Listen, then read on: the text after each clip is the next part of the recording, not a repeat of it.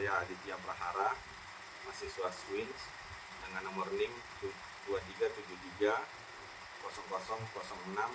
program studi Magister Akuntansi. Di sini saya akan mempresentasikan SAK entitas privat dan SAK tetap. SAK entitas privat. Standar akuntansi keuangan SAK entitas privat ditujukan untuk digunakan oleh entitas yang tidak memiliki akuntabilitas publik dan menerbitkan laporan keuangan untuk tujuan umum bagi pengguna eksternal. Namun demikian, entitas yang memiliki akuntabilitas publik dapat menggunakan SAK entitas privat ini jika otoritas berwenang regulasi yang mengizinkan penggunaan SAK entitas privat.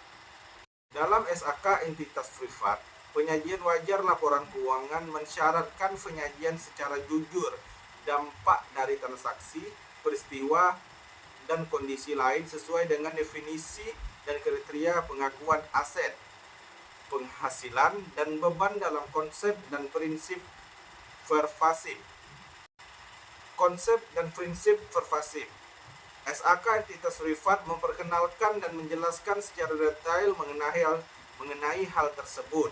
Yang pertama, konsep biaya atau usaha yang berlebihan dibandingkan dengan SAK tetap yang hanya menjelaskan secara ringkas tentang keseimbangan dan biaya manfaat.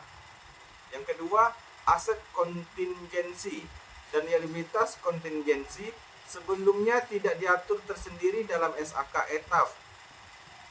Total penghasilan komprehensif yang juga tidak diatur dalam SAK ETAF, serta konsep pengukuran pada pengakuan awal untuk aset dan liabilitas entitas, pengukuran selanjutnya untuk aset keuangan dan liabilitas keuangan, aset non-keuangan, serta liabilitas selain liabilitas keuangan yang hanya dibahas secara ringkas dalam SAK ETAF. SAK entitas ETAF.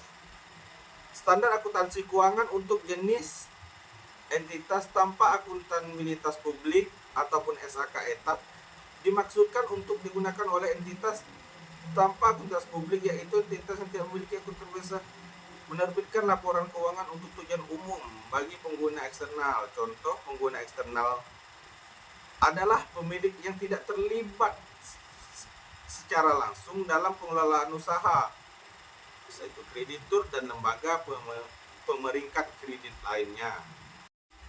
SAK ETAF ini bertujuan untuk menciptakan fleksibilitas dalam penerapan dan diharapkan dapat memberikan kemudahan akses ETAF kepada pendanaan dari perbankan. SAK ETAF merupakan SAK yang berdiri sendiri dan tidak mengacu pada SAK umum. Sebagian besar menggunakan konsep biaya historis. Mengatur transaksi dilakukan oleh ETAF, bentuk pengaturan yang lebih sederhana dalam hal perlakuan akuntansi dan relatif tidak berubah selama beberapa tahun. Prinsip-prinsip standar akuntansi keuangan ETAF. Dalam SAK ETAF terdapat beberapa prinsip yang perlu diikuti dalam membuat laporan keuangan, yaitu yang pertama ialah prinsip biaya historis, yang kedua itu ialah prinsip akrual, dan yang ketiga prinsip kewajaran, yang keempat prinsip pengungkapan, dan yang terakhir prinsip konsistensi. Adapun manfaat penerapan standar akuntansi keuangan ETAF ini ialah adanya standar akuntansi keuangan ETAF dalam penyusunan laporan keuangan yang dapat memberikan gambaran lengkap mengenai kinerja dan kondisi keuangan sebuah entitas.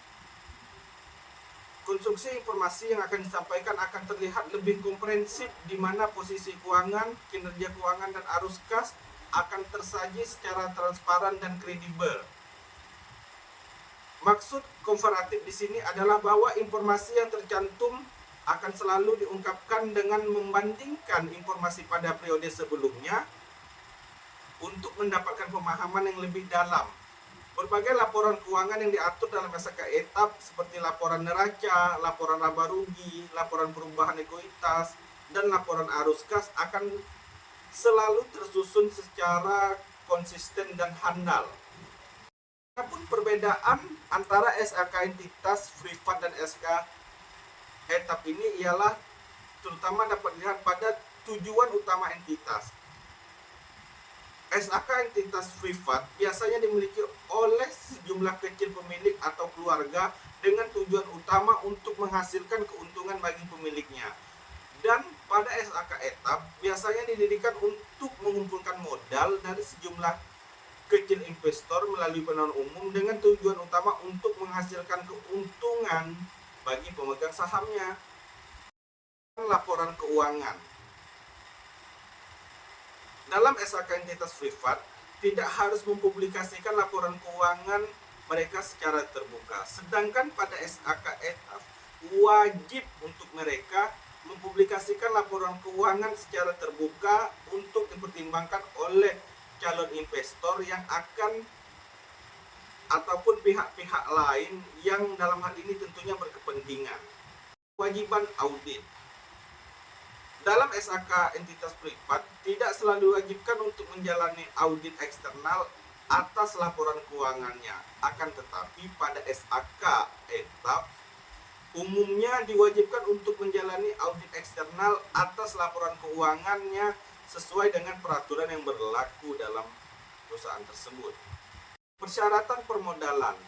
SAK entitas privat tidak ada persyaratan permodalan minimum yang harus dipenuhi. Sedangkan pada SAK etap biasanya ada persyaratan permodalan minimum yang harus dipenuhi untuk mendirikan ataupun menjalankan perusahaan terbatas. Aturan perpajakan. Pada SAK entitas privat mungkin memiliki aturan perpajakan yang berbeda sesuai dengan struktur perusahaan dan peraturan pajak di negara tersebut.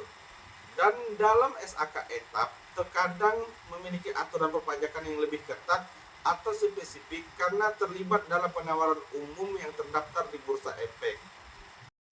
Perbedaan ini mencerminkan karakteristik dan perbedaan regulasi yang terkait dengan status entitas tersebut.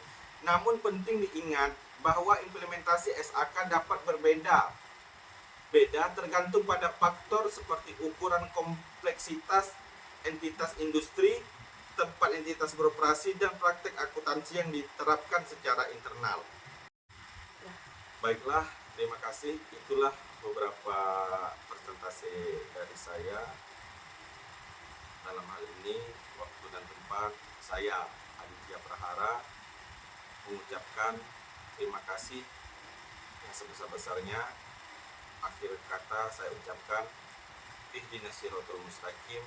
Assalamualaikum warahmatullahi wabarakatuh.